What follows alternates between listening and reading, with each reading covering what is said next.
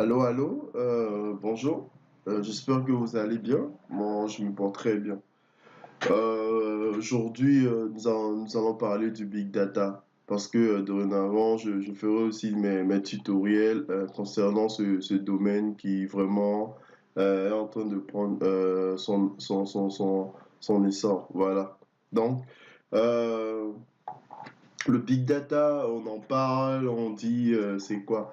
Donc, si vous venez dans Google, vous tapez le big data, voilà, on dit big data, ça signifie grosse donnée, euh, voilà, méga données. Donc, on dit parfois les données sont massives, donc ça désigne l'ensemble de données devenues si volumineux. Donc, voilà, vous avez la définition. Sur le big data en ligne, vous pouvez lire pour avoir une très bonne idée. Et en deux ou en trois mots, je dirais que le big data aujourd'hui est au cœur de tout. Donc, nos réseaux sociaux aujourd'hui, comme le Facebook, YouTube, pratiquement, pas pratiquement, mais tous les réseaux sociaux utilisent le big data. Donc, vraiment, parce que c'est la technologie qui nous permet de mieux ou de gérer nos méga données. Donc, c'est dans ça, nous allons y fourrer. Donc, pour savoir ce que c'est le Big Data. Donc, voilà, en quelque sorte, ce qu'on peut dire de Big Data. Donc, aujourd'hui, partout, même si sur Internet, les données sont amassées partout, voilà, donc les données sont amassées d'une façon, je dirais, non signifiante. Et alors, elles sont traitées pour pouvoir sortir de l'information. Et tout ce qu'on fait dans les entreprises, partout, excusez-moi, partout dans les entreprises et tout ça, c'est vraiment le big data. Vraiment, c'est le big data. Donc, même si par exemple je vais dans Google et que je tape achat d'un ordinateur, et peut-être je suis intéressé par les ordinateurs, je vois des ordinateurs que je veux plus, je m'intéresse. Peut-être après, pas peut-être, mais lorsque je serai sur Google encore ou sur YouTube, vous allez voir, il y aura les ordinateurs qui vous seront proposés parce que le navigateur, il sait par défaut que vous avez déjà cherché, vous devez taper quelque chose dans la recherche de Google. Donc, vous êtes intéressé par des articles ou quelque chose comme ça. Et après, ils vous le proposent. Donc, c'est du big data. Et après, ils vont voir vos profils. Et si un profil est similaire au vôtre, donc après, on va proposer à cette personne aussi pour voir parce qu'ils supposent que vous avez le même centre d'intérêt. Donc, bref, c'est le big data. Donc, tout au long de, mes tutoriels maintenant, on va en parler, le big data c'est quoi et voilà. Donc rapidement, je dirais que le big data, la base, ce sont les statistiques, voilà. Donc vraiment, il faut, parce que les décisions que nous allons prendre plus tard, nous allons les prendre sur une base de probabilité. Donc voilà, vraiment, c'est la statistique, la probabilité, vraiment les deux, c'est ça. Quand on parle de big data, c'est vraiment, euh, vraiment les bases de données, voilà, pour prendre les informations, les données sous un format peut-être, maintenant vérifier si tout est OK, traiter, voilà, mettre les données sur un format acceptable par les logiciels que nous allons voir tout de suite et enfin de ressortir les informations vraiment nécessaires. Voilà. Et le big data apporte des solutions. Donc, par exemple, il y a un problème, tu as un data analyst, on t'embauche. Donc, pour voir qu'est-ce qui se passe, on te donne les informations. Voilà, on remarque que tant dans cette province ou tant il y a eu des gens qui meurent beaucoup du cancer. Donc, c'est à toi de recueillir toutes ces informations, de les traiter et de voir l'origine et de proposer. Donc, en quelque sorte, le big data, en fin de compte, résout les problèmes, si on peut le dire ainsi. Donc, vraiment, c'est vraiment quelque chose d'important. Et je vous dirais tout simplement, d'aller sur des forums, d'aller sur Google, sur Wikipédia, de chercher et vous allez voir, vous allez aimer. Donc, nous allons utiliser un logiciel R pour les tutoriels. Donc, ici, R, c'est un outil qui va nous permettre de faire l'analyse. Voilà. Donc, voilà. Et ici, pour les gens qui n'ont jamais programmé, il n'y a pas de problème. Moi, j'ai déjà fait Java, le C, le C++, Python et R. Donc, aujourd'hui, voilà, nous avons les langages ou les data analysts, analytiques. Voilà, donc on a R, on a Python, on a SAS, voilà, on a beaucoup de langages. Mais moi, nous allons utiliser R parce que R a beaucoup d'avantages, ainsi que Python qui est puissant et voilà. Donc, nous allons, voilà, dans le PDF, cliquer sur le lien. Donc, on vient ici, on fait Download for Windows. On vient Install R for the first time. Si c'est la première fois, vous cliquez, vous téléchargez, on vous l'installe comme on installe le logiciel standard. Et par la suite, c'est ça, vous ouvrez, vous installez. Après, vous venez sur, vous cliquez sur le lien. Voilà, vous cliquez sur Download R Studio.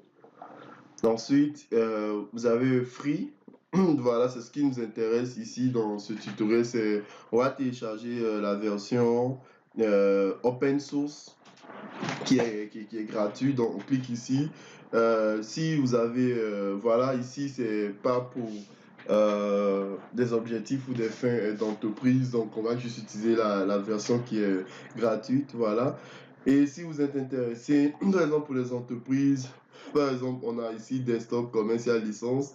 Donc, vous achetez, vous avez priority support, c'est-à-dire la priorité support. Donc, voilà.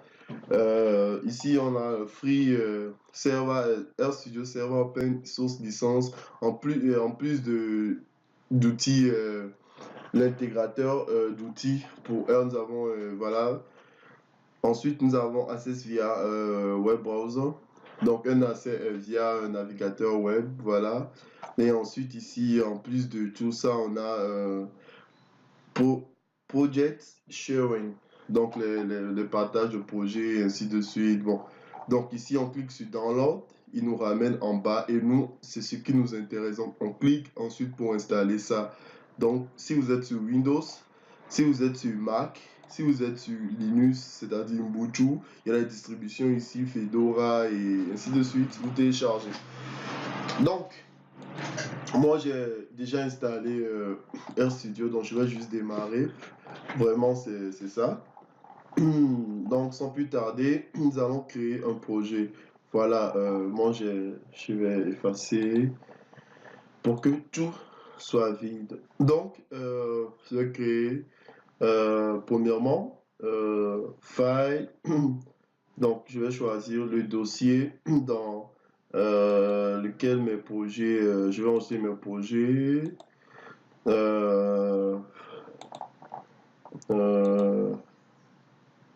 Voilà. Donc, c'est bon. Donc, je viens ici, je fais File, New File, R Script. Donc, l'extension des fichiers R que nous avons programmé, c'est .R tout simplement. Donc, ici, je fais CTRL S pour donner un nom. Donc, tuto 1. Donc, désolé. Si je veux que ça pointe automatiquement sur mon répertoire que j'ai choisi ici par défaut, donc ici, il suffit de venir ici, More, Set as Working Territory. Donc, comme ça, c'est bon. Maintenant, vous allez voir, CTRL S, immédiatement, mon chemin est là. Donc, je donne seulement le nom, tuto 1, save. OK. Donc, je le disais, pour ceux qui n'ont jamais programmé, il n'y a pas de souci. Pour ceux qui ont déjà programmé, c'est bien. Donc, nous allons partir de zéro. Et vraiment, c'est un langage d'analyse. Voilà. C'est un langage qui est puissant, R, qui nous permet de faire les analyses. Donc, c'est un langage avancé qui permet aux statisticiens qui facilite le travail des statisticiens. Voilà. Donc, ici, on dit les caractéristiques de R, si, pour donner les caractéristiques. Donc, on dit c'est utilisé spécifiquement pour l'analyse statistique. Et aussi, nous disons que nous allons créer, tous les objets sont sous la forme matricielle, ce qui facilite la création de vecteurs de tableaux pour des fins d'analyse. On va y en revenir pour plus de détails. Donc, nous disons que R est non typé. Donc, par exemple, comment on l'appelle, dans Java, dans d'autres langages de programmation, il faut que vous écrivez int i égale à 0. Non. Je vous dis immédiatement que dans R, il n'y a pas ces choses-là. Donc, pour ceux qui ont déjà programmé, oubliez cela, il n'y a pas ça. Donc, c'est pourquoi nous disons que R n'est pas un langage qui est typé, alors que Java est fortement typé. Donc, ici, nous avons différents types d'objets dans R. Donc, nous avons nul, qui est vide. Nous avons logical, donc qui c'est vrai ou faux. Donc, nous avons numérique. Nous avons numérique, donc pour les nombres réels. Nous avons complexe, donc pour les nombres complexes. Nous avons caractère, caractère pour les caractères. Donc c'est ça. Donc, ce sont les différents types d'objets dans R. Donc, disons que, attention, vraiment, car R fait la différence entre la majuscule et minuscule. Dans ceux qui ont déjà programmé, souvent on dit que Java est sensible à la casse. Donc, pour plusieurs langages, en tout cas, du moins, c'est les langages de programmation que j'ai déjà eu la chance de travailler avec eux. Ces langages de programmation, eux, ils sont vraiment sensible à la casse. Donc, c'est-à-dire, lorsque j'écris i égale à 0 et que je viens d'écrire i égale à 0, c'est vraiment différent là. Donc, c'est vraiment différent.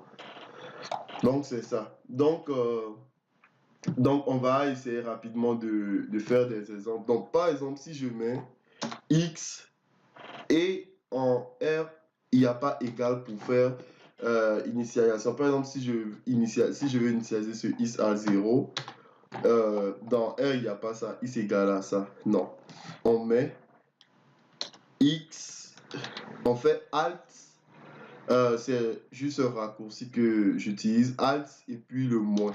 Donc, c'est ça. Ou soit, tu fais le signe inférieur et puis tiret. Donc, c'est ça. Et puis, on met 24. Donc, à la variable x, donc on a affecté 24. Donc, variable ou objet, voilà. Donc, on a affecté 24. Donc, c'est un peu ça. On peut faire b. Donc, on fait true. Voilà. Donc, il va assigner la valeur booléenne true à la variable b dans la mémoire. Donc, on a 2 moins 3i. Voilà. Il y a le contraire aussi. Donc, c'est-à-dire quoi? La variable, dans la variable ou l'objet C, je mets 2 moins 3i. Donc, c'est ça. Donc, ça va assigner la valeur complexe de plus 2 moins 3i. C'est dans la mémoire. Donc, si je mets A, je fais bonjour. Voilà. Donc, on va assigner la chaîne de caractères bonjour à la variable A. Donc, c'est un peu ça. Donc, on va faire un peu de pratique. Un peu de pratique pour résumer ce que je viens de dire. Donc, on peut faire les opérations calcul de base. Donc, pour faire les commentaires ici, on fait, c'est ça. Donc, calcul de base. Voilà. Donc, c'est ça. Ça, c'est un commentaire que je viens de mettre. Donc, on peut faire 4 plus 5. Donc, et pour exécuter, en fait, on vient dans File. Euh, voilà, on vient dans Codes. On fait, vous voyez, il y a Round, Select Line, Round ça, Round. Donc, on peut Round All pour exécuter tout le code et Round Code Section pour exécuter juste une section de code. Parce que dans notre code, dans un code, on peut avoir plusieurs sections. Donc, ainsi de suite. Donc, round from beginning to line. Donc, voilà, du commencement à la ligne. Donc, voilà, c'est ce que nous avons. Donc, pour exécuter, soit tu cliques sur round, ou soit, moi, je suis habitué à faire contrôle entrée.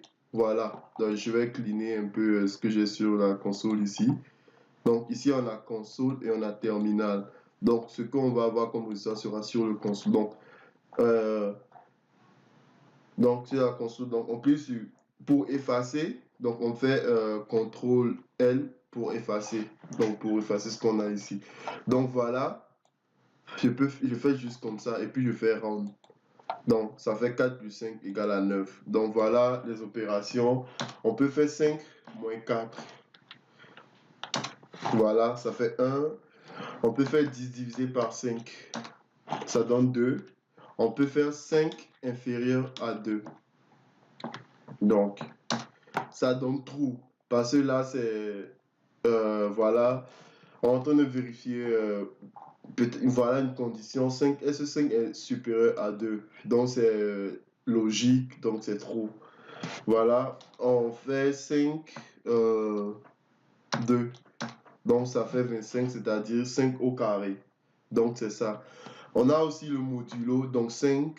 Mais ici, le modulo, c'est 2. On utilise, pour le modulo, on fait, je changer de clavier, euh, 5. Qu'est-ce qui se passe? Ok. Désolé. Donc, voilà, modulo, c'est 2. On fait 2 modulos. Ici, pour modulo, donc on fait, voilà, modulo, c'est ça. Donc, c'est ça. Donc, exécuter, ça fait 1.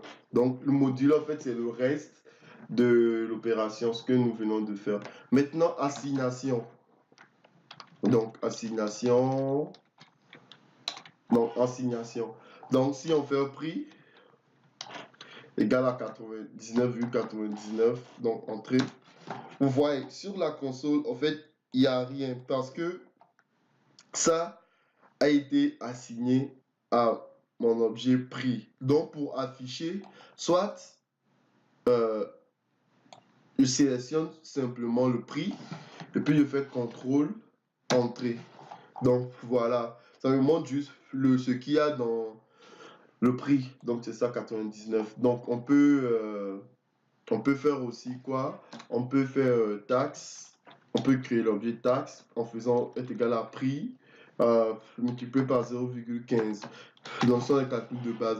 Et vous remarquez que lorsque j'ai exécuté ça, ici, au niveau de Global Environment, j'ai values qui est prix égal à 99,9. Donc, c'est dans la mémoire. Donc, présentement, dans mon objet prix, j'ai 99,99.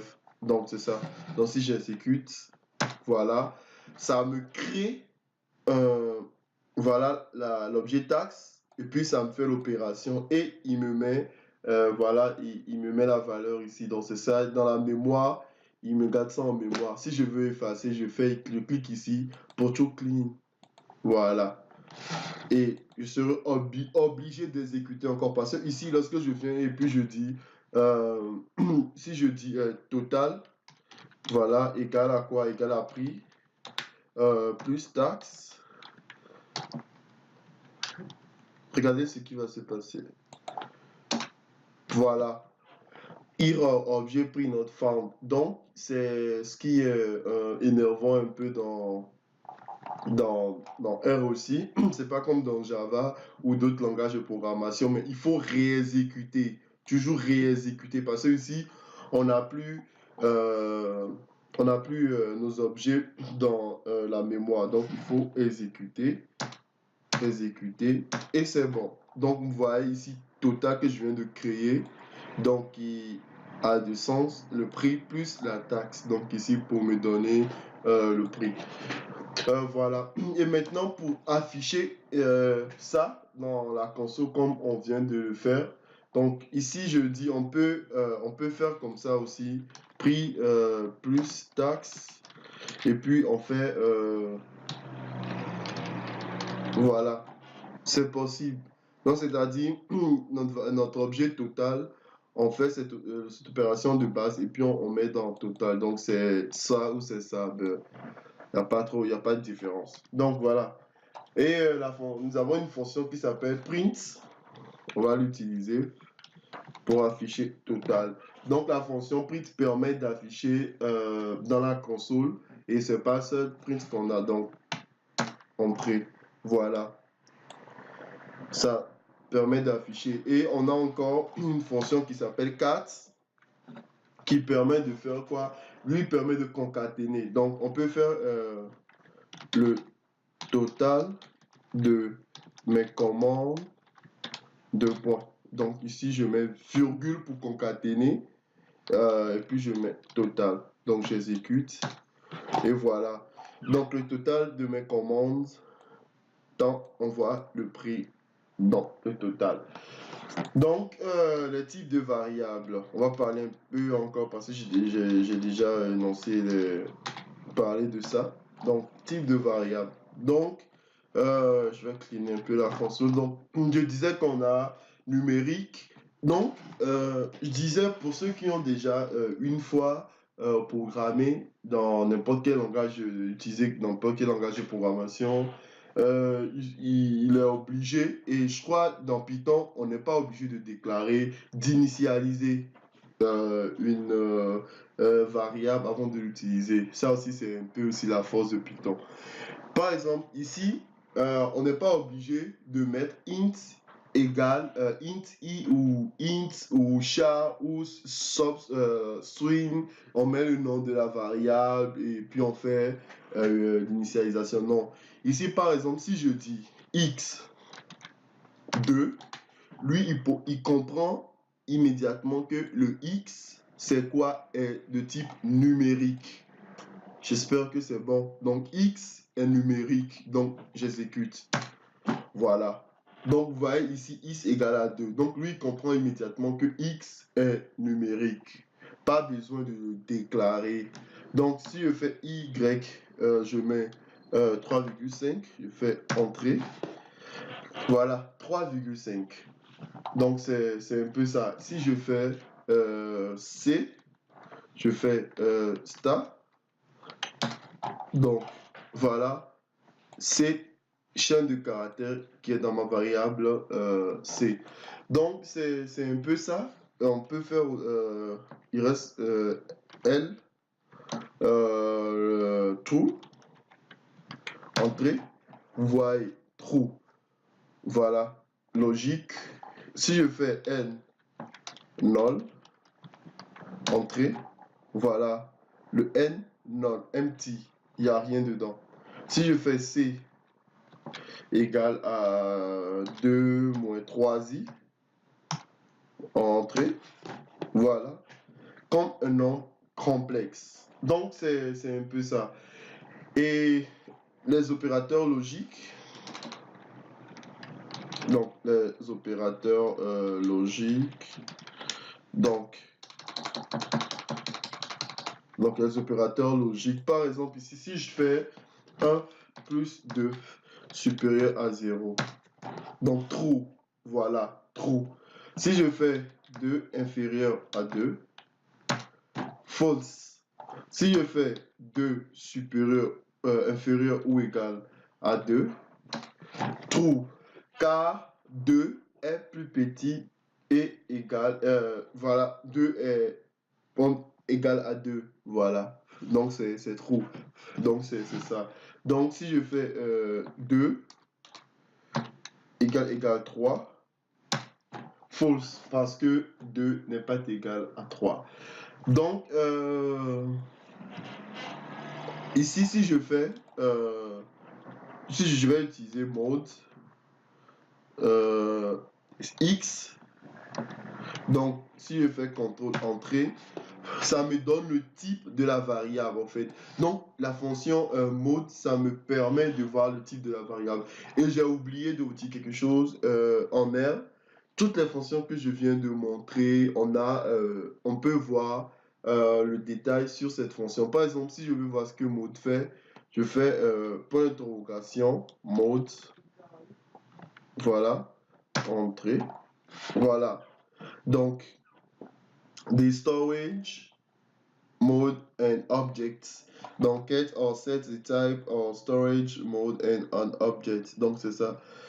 Donc, voilà. Argument X, any object, value character string given desired mode or storage mode type of the object. Donc, on a la détail de la fonction. Et voilà. Donc, on peut faire ça ou on fait, attendez, je vais effacer, ou il y a aussi, on fait help, et puis on mode. Vous voyez, c'est carrément les mêmes choses. Donc, soit vous utilisez ça, ou soit vous utilisez mode. Donc, c'est ça. Donc, c'est ce que nous avons. Donc, c'est vraiment très bon langage pour les analystes. Donc, c'est ça. Donc, si on vient, on fait mode, on a déjà fait quoi? Y, numérique, mode L, logical. Donc, vous avez compris. Maintenant, ici, dans R, on peut faire is, point numérique. Voilà. Is, point numérique, X. C'est true, parce que c'est numérique. Is, point numérique. On peut faire is, point numérique et is, point character. C. Ça donne fausse. Pourquoi? Le C ici n'est pas un caractère. Donc, avec le E, pour les gens qui ont déjà fait le prologue ou des. Voilà. Et donc, où c'est juste les logiques de base. Donc, les instructions logiques de base et les ou. Voilà. Donc, ça est vrai. Donc, c'est-à-dire c'est 1. Et ça, c'est faux 0. Donc, 1 et pas. Voilà, 1 et 0, ça va donner quoi? Ça va donner 0, c'est-à-dire false. Si je fais is, point numérique, excusez-moi, point numérique, donc x, et voilà,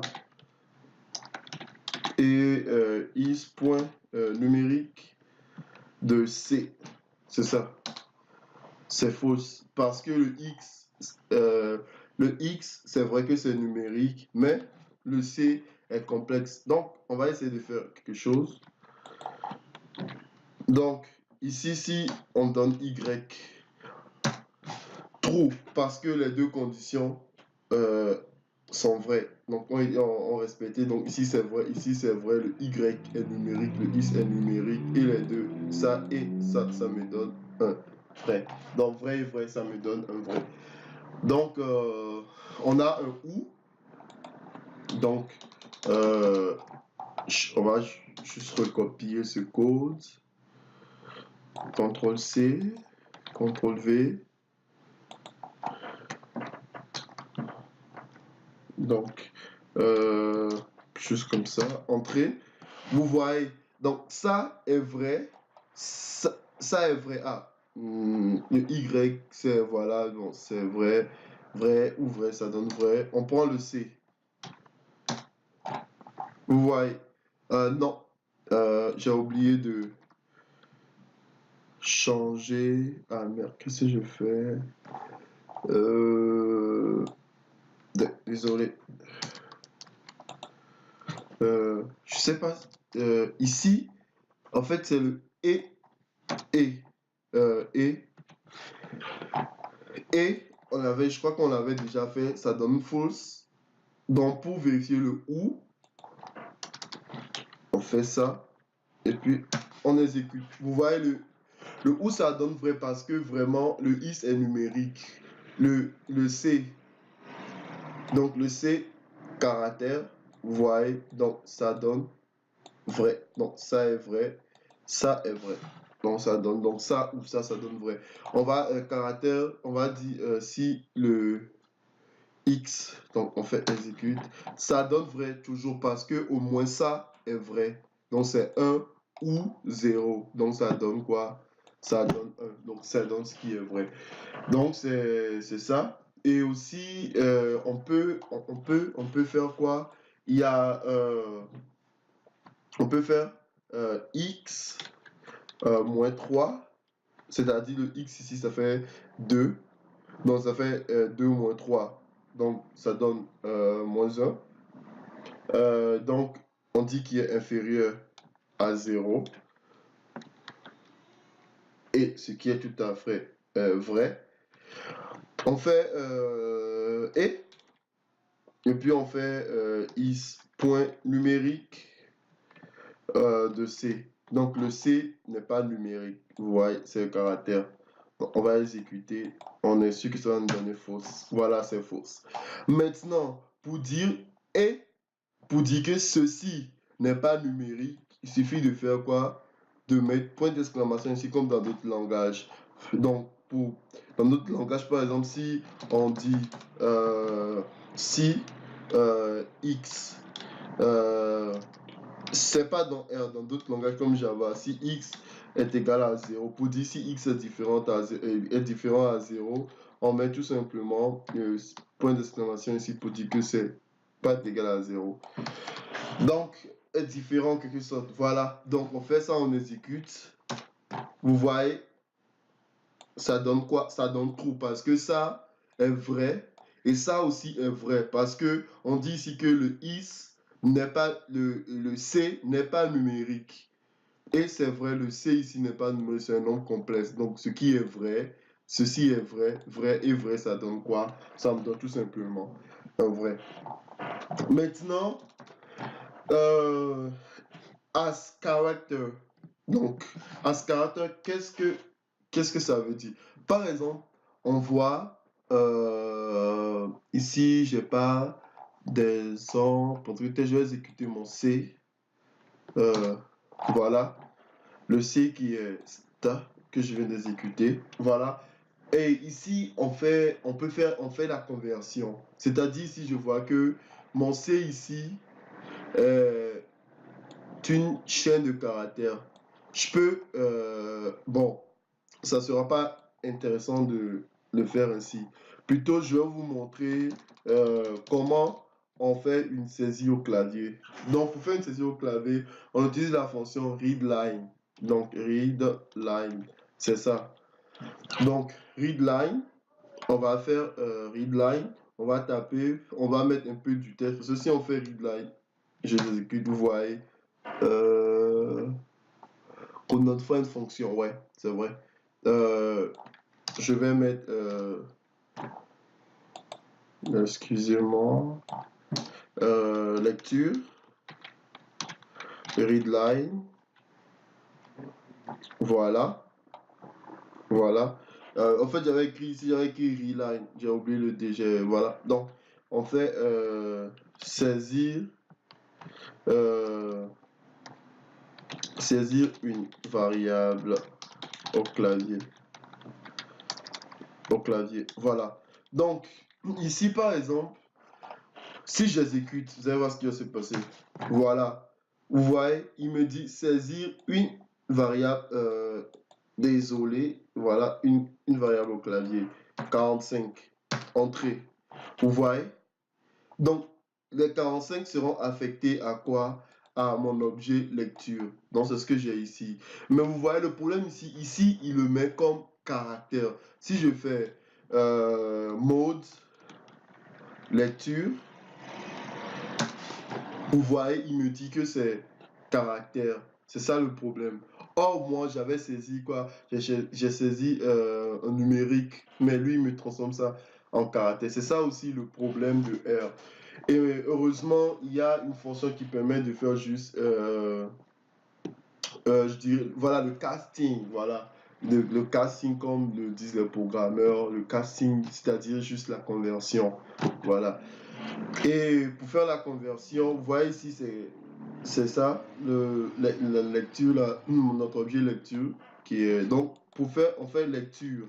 C'est-à-dire, dans lecture, on va écraser la valeur qui est dedans. Donc, on fait lecture, je vais commencer ici d'abord pour que vous compreniez mieux. C'est-à-dire, je fais as point numérique, parce que je vais convertir ça en numérique. Donc, numérique, j'ai numérique, vous voyez, j'ai as.4, j'ai as.logique. Il y a beaucoup de choses, tous les types. Donc, ici, ce qui m'intéresse, c'est as.numérique. As.numérique de quoi? Donc, de la variable lecture. Voilà. Donc, et puis, je le mets dans. Si je le fais comme ça, regarde ce qui va se passer.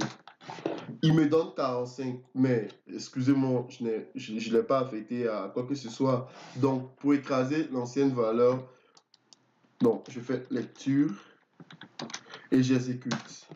Et vous voyez ici, dans lecture qui est dans ma mémoire, vous voyez, si j'utilise la fonction mode encore, il me dit que quoi est numérique. Donc, voilà un peu la force euh, du langage. Voilà, voilà aussi la force du langage. Donc, on a les fonctions. Voilà, vous allez voir que les statisticiens ou les gens qui font du big data, vraiment, ce langage facilite beaucoup de choses. Donc, après, lorsqu'on fera des graphiques, voilà, vous verrez que c'est vraiment impressionnant. Donc, on a les fonctions comme min, qui permet de faire la moyenne. Et ceux qui font la statistique, ils savent que si on veut utiliser le logiciel Excel pour faire la moyenne, il faut d'abord saisir les valeurs, maintenant mettre la formule, somme et moyenne. Donc on met la plage. Bon, bref, ici c'est vraiment facile. Juste la fonction min. Pour la taille, ici on utilise length, voilà, length et voilà. Et ici, on va utiliser la fonction paste. Ça permet de faire quoi? Ça permet ici de concaténer les variables. Donc, on retourne une valeur caractère. Donc, si je fais la valeur de y est de poids. Donc, virgule y entrée. Voilà. Donc, la valeur de y est 3,5. Vous voyez, il a mis tout ça en quoi? Sous forme de caractère. Donc, c'est ça. Donc, ça permet de concaténer en fait ce que nous avons. Donc, le print, on affiche, si je fais print, j'ai déjà utilisé cette fonction, mais pour vous montrer, voilà, 3,5, ça me donne le contenu. Donc, on peut concaténer ou print pour contrôler l'affichage des objets. Donc, on a la fonction, donc, un instant, si je fais, voilà. Donc, lorsque j'ai utilisé la fonction ls, en fait, bon, pour ceux qui ont déjà fait Linux, donc lorsqu'on utilise ls, ça nous permet de voir ça nous liste en fait le contenu de notre répertoire courant. Donc, c'est vraiment intéressant. Donc, ici, ls, ici, ça me donne ce qu'on a dans la mémoire. Juste la nuance. Donc, voilà, on a C, on a L, on a tant, voilà. Il nous énumère nos... Et ce qui est intéressant encore, donc, liste, pour enlever tout ce qu'on a ici de la mémoire, qu'est-ce qu'il faut faire? Donc, je vous le montre. Donc, j'avais dit que le ls permet d'afficher le nom des objets en mémoire. Donc, rm, si je fais rm, et puis je fais, vous voyez ici, j'ai le grand total ici. Je fais total. Désolé. Total. Et puis, j'exécute. Un instant.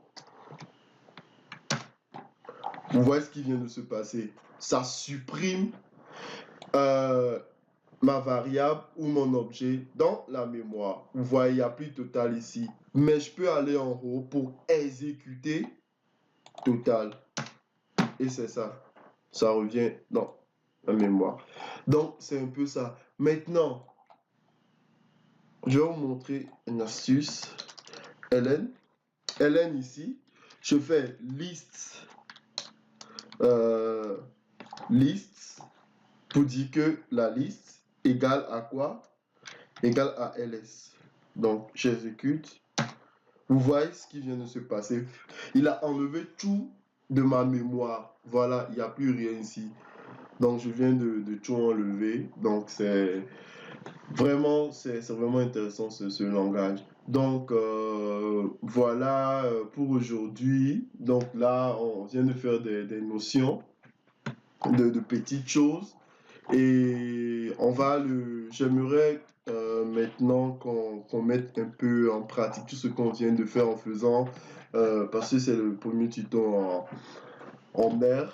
Donc, j'aurais aimé qu'on fasse un petit exercice. Donc, voilà, juste pour le triangle, rectangle et ces choses-là pour voir.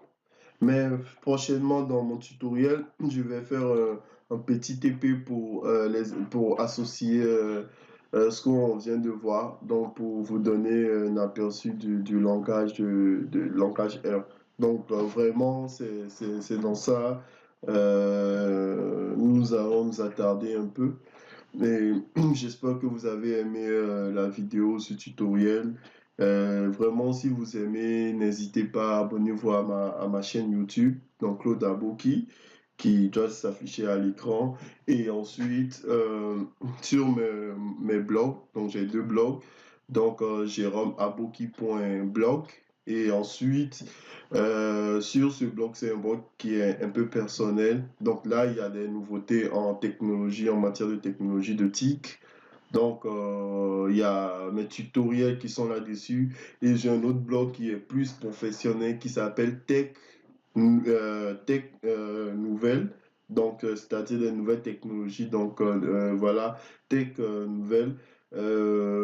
.wordpress.com. Donc là, vous avez mes tutos, mes astuces en informatique, dans le domaine de Big Data, dans le domaine du réseau, vraiment. Et j'espère que vous avez aimé et n'hésitez pas surtout, abonnez-vous à ma chaîne et à bientôt. Donc le prochain tutoriel serait de faire un exercice pour essayer de canaliser un peu tout ce qu'on vient de voir. Vraiment, vous allez aimer. Merci et bye bye.